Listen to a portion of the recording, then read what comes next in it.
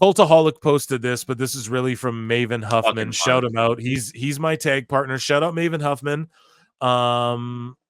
He's my tag partner in WWE SmackDown Shut Your Mouth, and we're gonna manifest it. Let's get him on the show. Get him on the show. Get him on the Let's put the juju out there, guys. So Maven on his podcast with Mace and Mansour MXM, whatever the fuck they're called. Yes, and we talked about them earlier on the show, and we've covered them on the show before with their what they did with Soft Ground Ugandan Wrestling, and I think they just pooled a bunch of money together to get a ring, and that's super awesome, and I love that. And here is them with Maven talking about how do WWE wrestlers get paid, and they sort of go back and forth on how they were paid. I saw someone getting triggered in the comments too, being like, oh, Maven is just talking out of his ass and all this stuff. And I'm like, why are you mad at Maven for explaining? How do WWE wrestlers? Like, why would you be mad at Maven for explaining how he got paid in WWE? Like, why would he make it up? Like, just chill. But anyways, this is a great clip. Shout out Maven and shout out MXM. Get paid. Now, what I mean by this, during my time, I was on pay sheets, meaning I was going to get a percentage of ticket sales for every show, all the non-televised show. And each week, as long as I was on pay sheets, my check was going to be different every Tuesday when I got it. Tuesday. I got to pause a lot, guys. I'm so sorry.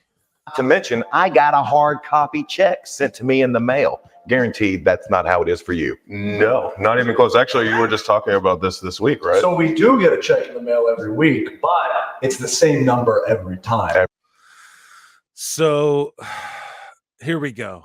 Do we back this? No, we'll let it roll through. Basically, Maven saying he's getting paid like based off of the pay sheet system is what he calls it. And it's like per ticket sale.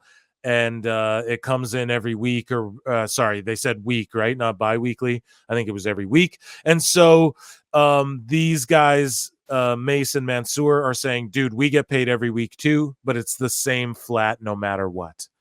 So that's interesting and that's cool. Every time. No matter how many it's cool to hear this insight. Thank you, Maven. Thank you, Mace and Mansour. I'm fucking up because it's a bunch of M's. It's like a crazy alliteration. Maven, Mace, Mansour.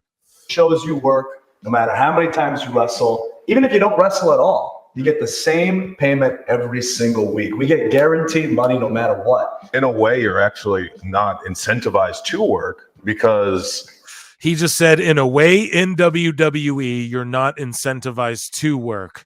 So let's just absorb that and digest that, because in AEW we go, well, there's people who are incentivized not to work, which is true, but and not to just be like, I hate like a lot of people go like, okay, this guy, like if you look at Punk in AEW and WWE, he's in way better shape in WWE. Even people try to point it out with Edge. I don't know. Edge is always in incredible shape. People try to point it out with Jericho. I guess he's aged, but people try to point out, they just try to say like, listen, and it's like the grind thing. Like there's a more of a discipline and people are on your ass and motivating you to get in the fucking gym in WWE, and they're doing house show loops. So they're all together more. And so that's why I'm not trying to do it like a body thing or anything. I'm just trying to point out like an example of where WWE is more, you're together more, and it's more of like get better. Like everybody's like pushing each other to get better and better, even if you're incentivized to stay home. Right. Because these guys will explain they get called to do house shows and stuff. So there's in AEW, it's just a TV show, right? They're not doing a house show. If you want, you can do some indies if Tony doesn't pull you off them, which he has pulled people off of some of them. He does let people appear and stuff, but he has, and sometimes he's played pick and choose.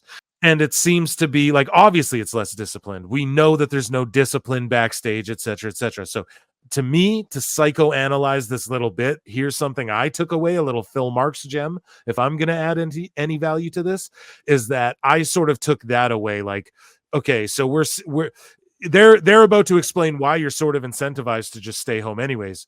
But then they also explain why you're incentivized to hit the road more, because then you do make more money.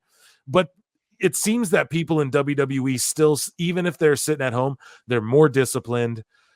I mean, just look at, I don't know, man, look at people who aren't being used. Just go on their Instagrams and shit in WWE. They stay in like the best shape ever. Go look at Carl Anderson. He's never fucking used.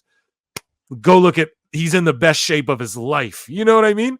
Whereas in AEW, it seems like you can just chill the fuck out and you're only at TVs and you're not doing house shows. The people who might be not on TV in WWE are doing the house show loops. So not to bury fucking AEW, but it just seems like, because they bring up being incentivized in WWE to sit at home, but how come it seems as though everyone in WWE is way more serious as well? So Right. yeah, does it make sense when I'm spitting at you? Do you pick up what I'm putting down here? Sure. No. Oh yeah, I get it. Yeah. So they're about to break down the money system here. Sorry, guys. I got to rant and rave on. Incentivized. You come to PWT to hear Phil Marks and fucking Hairline and fucking. We only like 48 seconds. To work because when you're working house shows, when you're doing all of these dates, you have to pay for your car. You have to pay for your hotel. Yes. And the only thing we don't pay for is our flights. Yeah. So if you were just sitting Same in my time. right. If you were just sitting at home and hurt, then in that situation, you're just getting your weekly paycheck. There's pros and cons, right? Because Right. let's say I tore my ACL and I was out for a year, and that whole time I was sitting at home, I'd be making the exact same money I was making if I was working 3 or 4 times a week. Yeah. Now, during my time, we had pay sheets, and then we had the downside guarantee, meaning we were going to get paid the same each and every week. And as soon as you would come off of an injury and go back on the road, we would immediately say, put me back on pay sheets, because we knew we could make more. We were incentivized to work because we knew the amount that I would make. The last contract I signed, I believe my downside was around, I think it was like 125 or 130,000. Dude, Maven was making 130K to wrestle, travel the world, grind that shit out on the road, man. What a fucking G, dude. And I love his channel, man. And I knew I had the chance to make 3 times each week if I was on house shows or if I did the full loop, as we called it. So they incentivize us to be out there. It's also a little bit different now because what they have now is it's called the bucket system, which does. This is not new term. The bucket system. System is completely different. So we do still have a downside. Okay. And everything you do, actually, you get paid technically, and it goes into this bucket. But as long as your bucket doesn't overflow, you just get your downside. Does that make sense to you, Hairline? Does that make sense to chat? What's going on? Like, does that make sense? Maven's eyebrows are so good. Yeah. I enjoyed this Maven interview so much. Yeah, Robbie C. Hairline. Yeah, okay, but does this make sense though? Like, I'm sitting here like, hold on a second. I gotta just bring it back. I'm not really following. Well, it's just trippy. It's like here, the bucket system, and then he goes into like, as long as you don't here. Okay. And everything you do, actually, you get paid technically, and it goes into this bucket. But as long as your bucket doesn't overflow, you just get your downside. It's very Okay. I get it. You're just getting paid the same no matter what. But like, so they're technically paying them on like a pay sheet, right? Like they're technically paying them, like Maven's using the word pay sheet, so I'm fucking using that term. So they're technically paying them per thing they do, right? Like that's how it comes off on the books. As long as you don't go over. When you go over, then you start making more. I believe they elaborate more here. So let's just hear this out. I found this shit fascinating, guys. So here we go. Maybe this is too nerdy. I don't know if we're getting into the too fucking PWT. We're fucking geeks. But either way, dude, we're doing it here.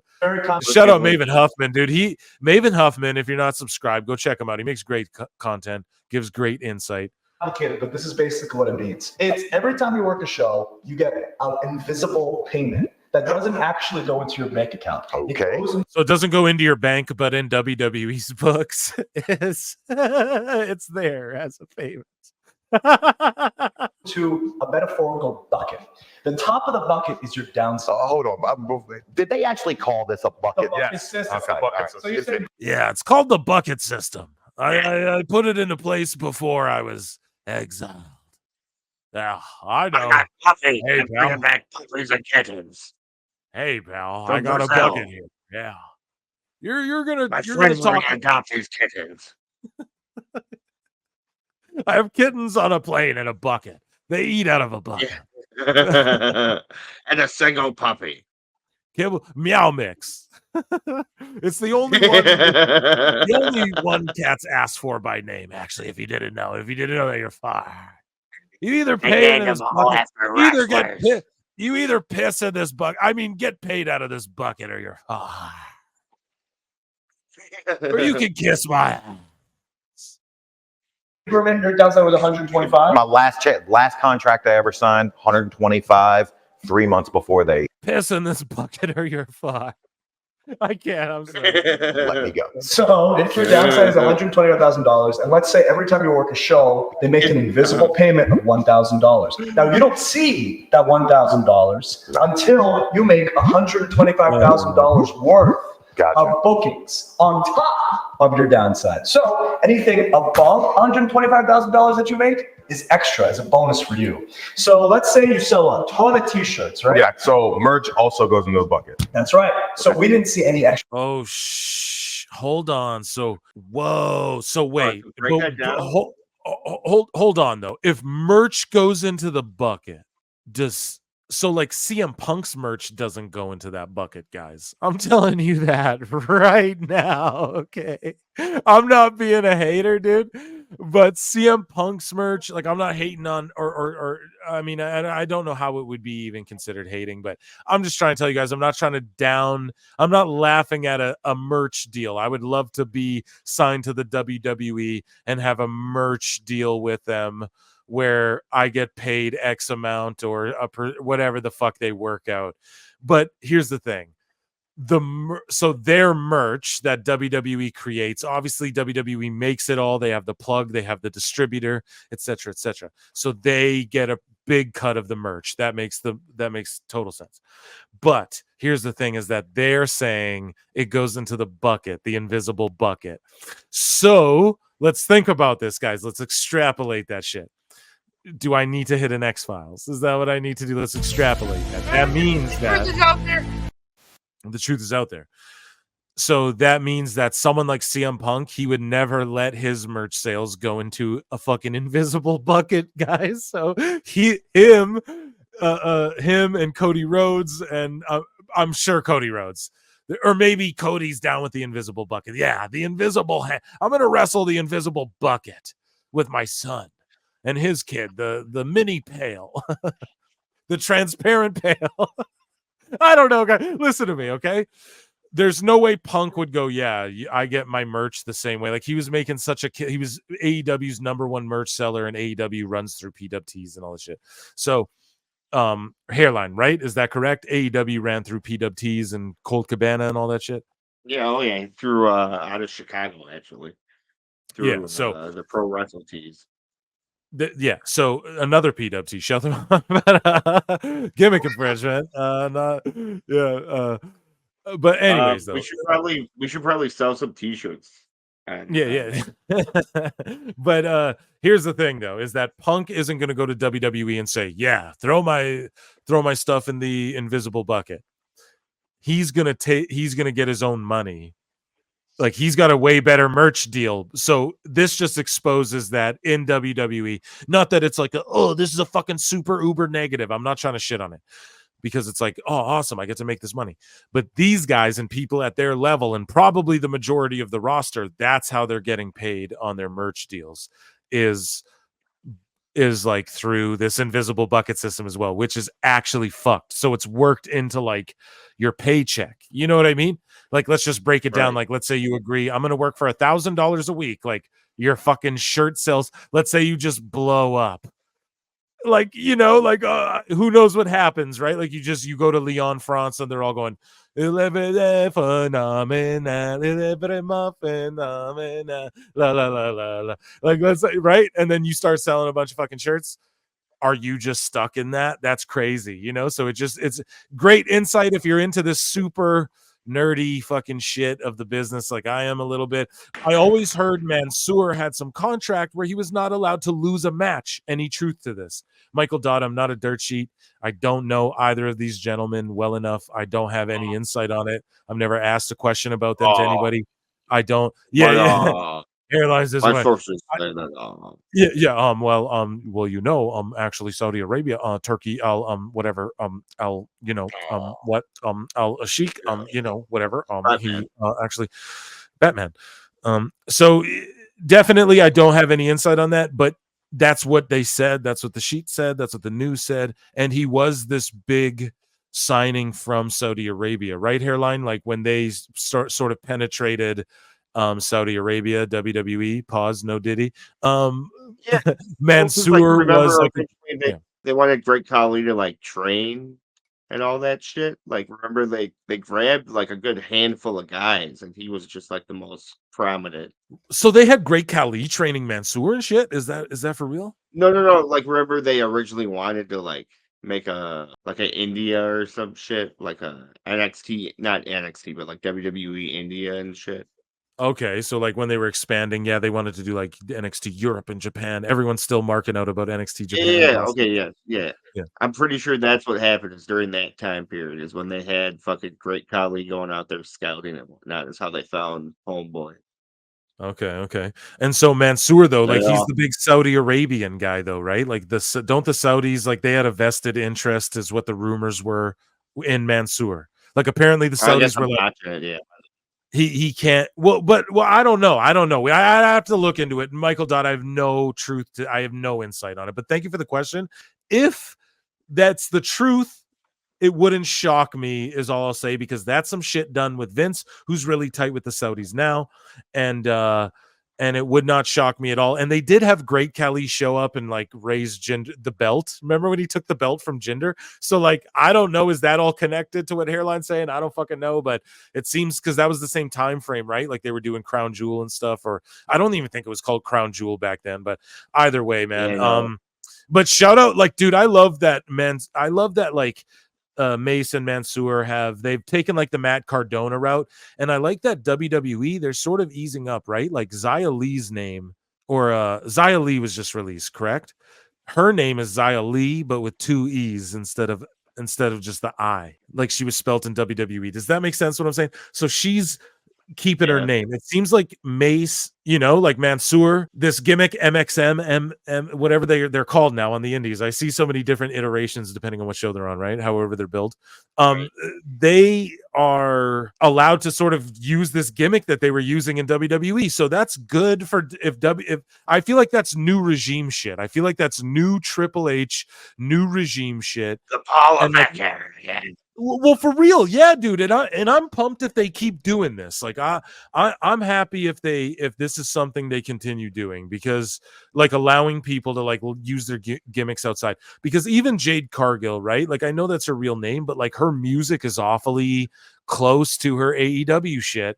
And like, I know the music is a whole separate business and deal. I know you guys already know we got Grammy fucking winners on the show. You guys already know that shit, that we know. We dive into that shit. But just the fact that like Tony seems like a guy who would let FTR take their music after they left AEW. No, if they were like, dude, come on, Tony, it's our. You don't think? I think Tony's like chill enough to do that. Like, only my daughter would really appreciate if I would come out to this music in WWE. I'm gonna read it in Vince. WWE grabs Mansour, totes him as a big Saudi grab, push him on all the shows. Roll him into maximum male models, and the only two success stories out of MMM is LA Knight and Maxine. Yeah, LA Knight. Hold on a second. Yeah. This is great. So Maxine is a success story as far as goddamn, the future is so bright for her, dude. Get your sunglasses. And so they grabbed Mansour, toted him as a big Saudi grab. Yeah, so Hairline, this is what I was trying to say, because I'd have to like, I gotta like Wikipedia this shit. You know what I mean? I might do, we maybe PWT Live, let's Wikipedia. But like, he was great when they started doing the deals in Saudi Arabia to do the big events there. Mansour was like a part of the deal. He was like, or at least this is what the rumors were, the news was, right? It was like, you got to use Mansour. He can't lose either. And so that's why WWE he won like a battle royal and shit on like randomly before a Saudi show. And then he just like won on a few Saudi shows. And then when that like initial deal was up or something, that's when they really put him on the main roster and had him and like actually used him as like a jobber team. I don't know. I seen him job on live events like fucking probably like 4 times, you know, like at least. Maybe I'm guessing high or low, but at least like I've seen him job, you know what I mean? Like a handful of times. So, but yeah, they touted him as this big thing, I guess, and he wasn't allowed to lose on TV was the deal. So I don't know.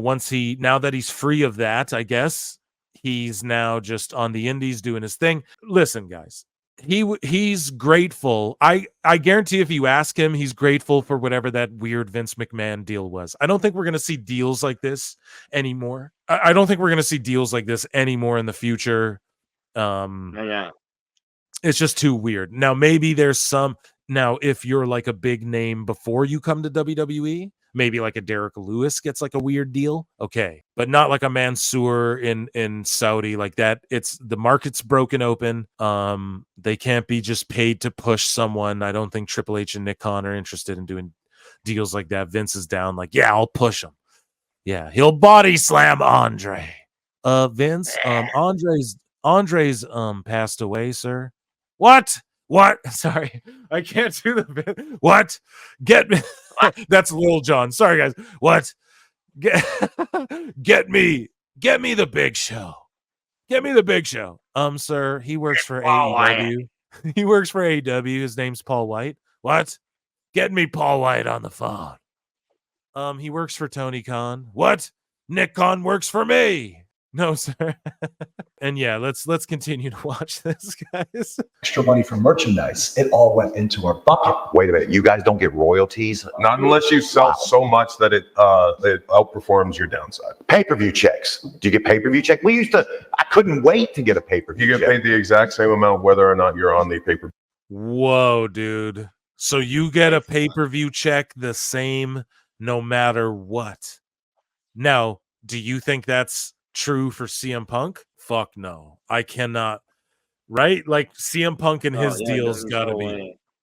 But that's why people grind so hard, because they're like, God damn it, I need to prove my worth, and then when this deal's up, I'm gonna renegotiate that shit. Guys, if I can add any value to this that isn't already so valuable, everything is negotiable in life. Just always remember that. Everything's negotiable. Pay-per-view or not. Unless they decide to pay you more than your downside for pay-per-view. So let's say if my downside was So they decide. They just decide one day. $125,000 and I worked the Saudi show, which is ka-ching, ka-ching. And then it's Hey, Saudi. Oh, they scooped him up as a Saudi grab. Michael Dodd, listen to that, dude. He's like, yeah, dude, fucking Saudi, ka-ching, ka-ching. So I don't know, dude. They want to go to Saudi, right? Yeah, he wants to be a part of that. That's big ka-ching for Mansour. and I worked the Saudi show, which is ka-ching, ka-ching. And they just have to pay you $150,000. Well, then you're going to make $25,000 bonus because that's on top of your downside. But hold on, that's an arbitrary number. Who's to say how much each show is worth? The wizard on the mountain that decides who gets paid what. But here's the thing, though. So people might go like, oh, that's chintzy. But listen to what he just said. Let's say it's hard to fucking explain because it's these WWE terms. Yeah, we're working the shoot work, brother. Dave Meltzer doesn't know what the fuck we're talking about. He lost track in the 90s. Yeah. Vince is devolving into like a demonic possession. Anyways, though, so like the whole bucket thing is that like, but okay, let's say like your money's 100 G's, right? We'll just use like 100 G's. I think he said 100. So like 100 G's. But let's say that's like your bucket. But then let's say the Saudi show comes up. WWE might go, okay, they got to travel. It's in fucking Saudi. This is crazy. Not people can opt out of this if they want. So I might give you like 100 G's just to do this, even though you're Mace and Mansour. You know what I mean? Like you're doing the job, or you're getting a win over whatever tag team, Gable and Otis or whatever, but we'll give you each 100K each to go to this place and do this work or whatever, right? Now, obviously the Saudis demand like the higher talent and stuff. We know that they're trying to do bigger PLEs there. We'll talk about PLEs and Dave in a moment with PLEs and PPVs and all that. But either way, these gentlemen here are sort of breaking that down. Like it sounds chintzy, but they're happy as shit. They're laughing. Look at the smiles on their faces going, yeah, we were breaking up that bread. It did happen. You know what I mean? We did do this. And in Saudi, you get the ka-ching ka-ching. So that means you're getting paid like over your bucket in those instances. But like not everyone gets to go to Saudi. Not everyone gets that WrestleMania bonus. Not every, you know what I mean? Not everybody gets that SummerSlam ka-ching ka-ching or whatever, right? So anyways, when they look into the magic balls and say, you're going to make this much money because we've decided that's how valuable you are to the company. and you're thankful because you already negotiated your contract, so you have to just be thankful to do your job for your contract, period, point blank, period. But you're thankful that the wizard on top of the mountain, as they explained it, Vince. Yeah, I'm the wizard. Call me the wizard. Just don't do it in text messages or I might get arrested.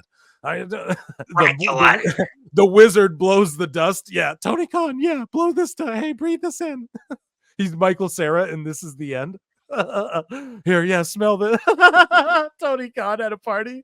He's Michael Cera, and this is the end. Fucking blowing. Oh my god. Motherfucker, I've never done this before. I've never done this drug before. Oh my god, dude. This is fucking insane. This show has gone off the goddamn rails. So, but you know, the wizard blowing the dust, as they put it. So that would be Paul Levesque now to keep it legit. Let's talk wrestling here. You're still pumped that they even offered you that chunk more because you're like, God damn, I already am making what I'm making on my contract. So that's why, even though the shit sounds really negative, they're still like, no, it's just what it is, and we're happy, you know? So there's a bit of a spin. Some people online, you know, wasn't a big outcry, but this clip is fascinating. The problems I'm seeing in my head are the problems that actually existed backstage. And get this. So if you were working a lot of house shows, if you were on TV every week, if you were on every pay-per-view, and if you were selling a lot of t-shirts, something that happened pretty frequently is all of a sudden you stop going on house shows. So now that sounds pretty goddamn chintzy. So all of a sudden, when your bucket's about to get full, they stop calling you to do house shows. God damn. Yeah, you're off the loop. When you approach your downside of your bucket, Convenient. just as much conveniently, right? We're about to make a little bit of extra money. We don't need you for house shows this week. Now we got nothing for you, guys. Isn't it funny how that always happens? It's a Damn. So round of applause for all of these gentlemen in this video